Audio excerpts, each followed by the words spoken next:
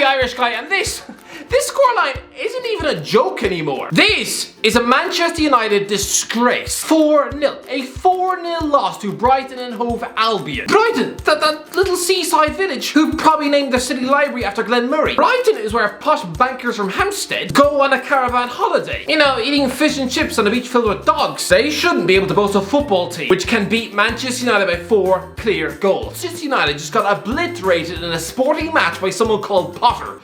I'm sorry, this is the Premier League, not the Quidditch World Cup. 3 years ago, Ole Gunnar Solskjaer oversaw a 4-0 defeat to Everton. That was apparently the darkest day since Fergie left. But at least that was to a team who at the time were ambitious, with £50 million strikers up front. But this, losing to Brighton. If you did a poll on the streets and asked people before this game what Brighton's biggest weakness was, it was usually putting the ball in the back of the net, right? Well, they've just done it 4 times without reply. This is the 6th Premier League game this season where Man United have conceded at least 4 goals. That is revolting. That is absolute pig sick. Do the players not understand what they are doing to the history of the club? And you know what, Ralph Rannick? Even I'm angry at this one because I have been screaming from the hilltops for years now that Graham Potter is an overrated hipster flavour of the month.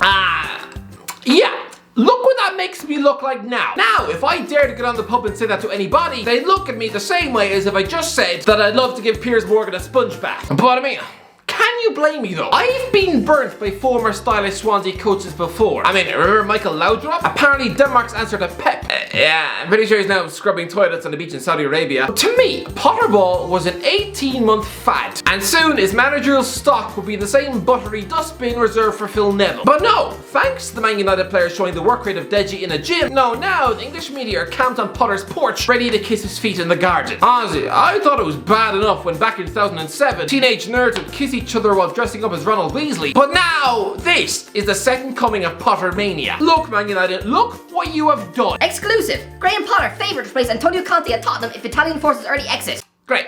So we've now got a world-class coach who last summer turned down Real Madrid, about to get replaced by the former left back of York City, Boston and Macclesfield Town. Honestly, if Brighton get another big win before the season is out, you have pundits suggesting he'd be knighted by the Queen. I'm just saying, I remember the same praise and hype delivered for Roberto Martinez at Wigan, another former Swansea coach. But fast forward 10 years and well, before Christmas this season, he was getting linked with a Newcastle job, and Geordies nearly got sick of their mouth. I mean, I know Potter is doing well now, but trust me, in 10 years' time, after he spectacularly fails at a big club, we will suddenly think that appointing this guy is about as appealing as eating a pumpkin lathered in the earwax of a pig. But how do Man United come to this ground and chip 4? First of all, last month Norwich City were leaving here with a clean sheet. I mean, Brighton recently went 5 straight matches at home without scoring a goal. First of all, Burnley, yes, Burnley were leaving this ground with a 3-0 win. Before this match, Brighton had scored 12 goals at home all season. 12 goals in 17 matches at the Amex. I mean, this is a team who this season have already had 2 0-0 draws with Norwich. This team should be toothless. Manchester United turned up to this ground armed with Bruno Fernandes and Cristiano Ronaldo. And yeah, they were torn apart by Danny Welbeck, a piece of former Man United chewing gum who he spat out 8 years ago. And yet, here he is clipping the ball over David De Gea with ease. And the embarrassing thing is, this could have been worse. First of all, Brighton were 4-0 up after an hour. I mean, they went on to hit the post. Danny Welbeck flashed one wide. The only reason it wasn't more is because Potter showed mercy, replacing Alexis McAllister with a centre back. And at the same time, Ralph Rannick replaced Juan Mata with Harry Maguire, replacing a number 10 with an £80 million centre half, just to stop Ralph from having a 5-0 defeat to Brighton on his resume. This is all sorts of embarrassing. Every single player in a Manchester United shirt on that pitch, hang your head in shame. Rafa Varane. Last summer, I thought this man was the second best centre back on the planet. I guess more fool me, because this season, he's been defensive dog food. Honestly, I mean, it's more obvious when a big money attacking players flop, right? Well, let me make it perfectly clear. Angel Di Maria, apparently Manchester United's biggest ever flop. Well, his performances in England were still on another level to what Varane is currently chucking in. And he mostly looked like if Dobby the house elf was blind. This is a 4-time Champions League winner and World Cup champion. And yeah, I'm not sure why. It's like watching Mr. Potato Head in a Man United shirt. This was a complete and utter shambolic atrocity. Crystal Palace 1, Watford 0. Watford are relegated. I mean, forget for a minute that Watford's players have been a half-hearted bunch of bottle jobs this season. That 4-1 win over Man United clearly fried their brains. In their own heads, that result just confirmed that they were budding world stars who were clearly too good for a relegation battle, right? I mean, that was just a month after they scored 5 at Goodison Park. I mean, the Premier League was easy this time around, right? But I suppose the likes of João Pedro and Josh King probably spent that Christmas tucking into a plate of pancakes and washing it down with a triple cheeseburger, right? No, this team have been utterly terrible ever since. Completely lacking the hard-working mentality of a Troy Deeney. I'm guessing right now, somewhere in the Spanish second tier, Cisco Munoz is drinking a glass of red wine and smirking, having been ungratefully sacked in October, despite 2 Premier League wins in 7 matches. But since then, Watford have shown the fight of a paraplegic goat. But I want to focus on Roy Hodgson. Now, I don't want to pick on an old man who, by all rights, should be watching Only Fools and Horses on the couch. But the final whistle sounds. Watford have been officially relegated, and he goes all Jose Basingua. You choose to go on a lap of honor, clapping the supporters of Crystal Palace within the first 10 seconds of relegation. This man is smiling and laughing with Wilfred Zaha, the guy whose penalty has just relegated your team.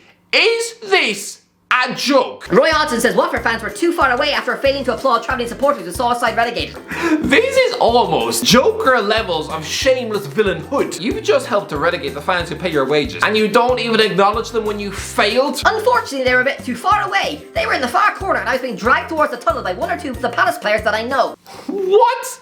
No, I'm sorry. This is like a doctor being paid big money to perform open heart surgery on a family's granddad. And then not only does he fail, but you can find him chuckling at the back of the funeral. Just all sorts of disrespect. I realise Roy Hodgson fell out with the positive owners at Udinese 20 years ago. I'm almost inclined to think he didn't forget that, and this was an inside job. So today I'm doubly pleased. I'm delighted with the reception from the fans. That really touches my heart. And I'm so pleased they feel I was able to be of use to this club during my time here. Today I'm doubly pleased. Choose your words better, Roy. And I mean, in that segment, he wasn't even talking about the Watford fan. He was praising the supporters of Crystal Palace. Honestly, it's shameless. I wouldn't have put it past this wily old dog De Silva's ex-girlfriend on speed dial. Honestly, if I'm a Watford fan, to have a manager walk in and win 2 of his 15 games in charge, and 0 of the games at Vicarage Road, to then have the gall to butter up the supporters of the team who relegated us, then right now I'm probably drinking rat poison for tea. Burnley 1, Aston Villa 3. Oh, Burnley, you don't know what you're doing. Honestly, great win for Aston Villa and a very good performance on the road, but Burnley, they've messed up. They're making the exact same mistake Sheffield United made last season when they dumped Chris Wilder and replaced him with Paul Heckingbottom. You know, the manager of the under-23s. Now listen, I know he's doing well in the Championship, but in the Premier League, he was a tactical dustbin. You replaced the steady heartbeat of the club for 10 years in Sean Dyche with Michael Jackson. I mean, you could dig up the dusty remains of the King of Pop, shove his defamed skeleton in a Burnley tracksuit, and he'd still be about as qualified to be there. Last season, Jackson was sacked after just 13 games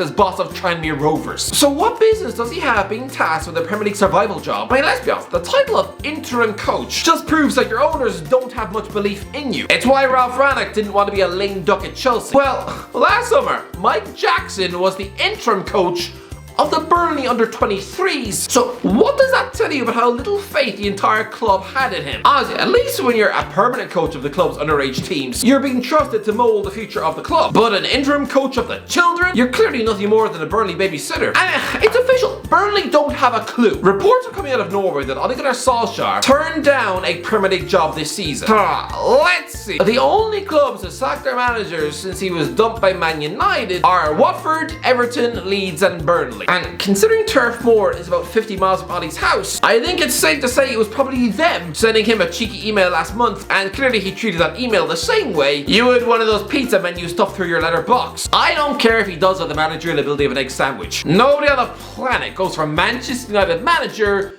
to coach of Burnley. Nah, I'm sorry, it's like being dropped from your multi-million-pound pop star record label to then agree to get paid 30 quid to sing at the back of church. But still, the fact that Burnley even wanted to replace Dyche with a failed Cardiff coach, and the fact that an elderly dinosaur like Sam Allardyce was apparently spotted in a Burnley Greggs, it's proof enough that they don't have a clue what they're doing. First off, if you're going to bin Dyche, then someone at Burnley kick down the door to Middlesbrough, grab Chris Wilder by the ears and stuff him in the boot of your Jeep. I mean, that is a man in the mold of Dyche who might be fresh enough to keep this team up. And also, Middlesbrough's season is done go get him now. But placing your faith in MJ and hoping the coast of safety based on nothing more than vibes? Honestly, these poor naive Burnley players. The board need to do right by these Burnley players. Instead, they're just being neglected and placed into the hands of Michael Jackson. Sounds very much like leaving Neverland. I mean, if you do get relegated, then you've only yourselves to blame for replacing a man with nearly 300 Premier League matches on his CV with football's answer to a blow-up doll. Brentford 3, Southampton 0. I am sick to the teeth of Ralph Hasenhüttl. If I'm a Southampton fan, I am wanting to wrap him up in a sleeping bag and stuff him through a postwalk to Peru.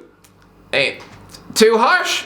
Maybe, but Ralph, this man utterly loves a purple patch of world-class form. I mean, from mid-December until mid-February, this Southampton team were utterly brilliant. 21 points from 10 games, and they didn't lose to Tottenham, Man City, Tottenham again, or Man United. That was the run which kept them up, because since then, it's been revolting.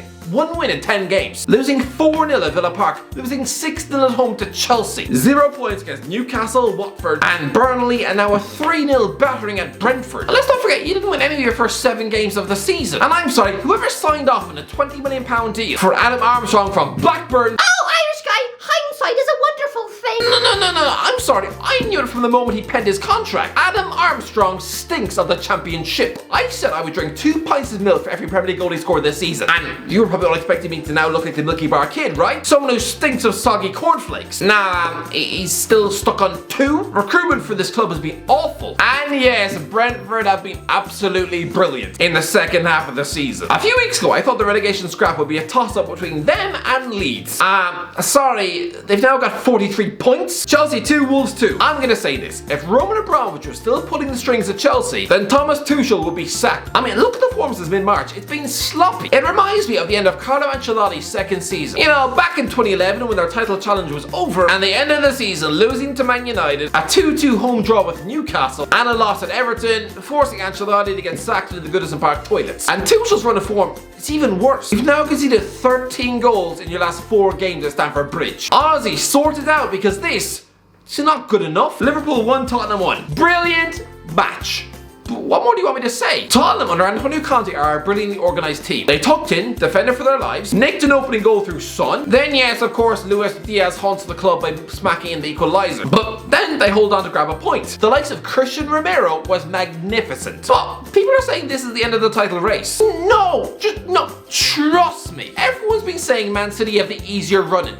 No, they don't. Man City still have to travel to Wolves and West Ham. Why are people sleeping on this? Do people not understand these are very tricky places to go? Don't forget, West Ham were also competing in a European semi-final this season. Price of Liverpool lost away at West Ham earlier in the season. Trust me, it's a very tough place to go. Similarly with Wolves, a monster defensive record. And don't forget, Liverpool had to wait until the 95th minute to nick a win at Molineux this season. And Man City needed a penalty to see off 10 men Wolves at the Etihad. These are very tough places to go. Honestly, anyone who says the title race is done, I'm sorry, clean your mouth out with polish, because this is far from over.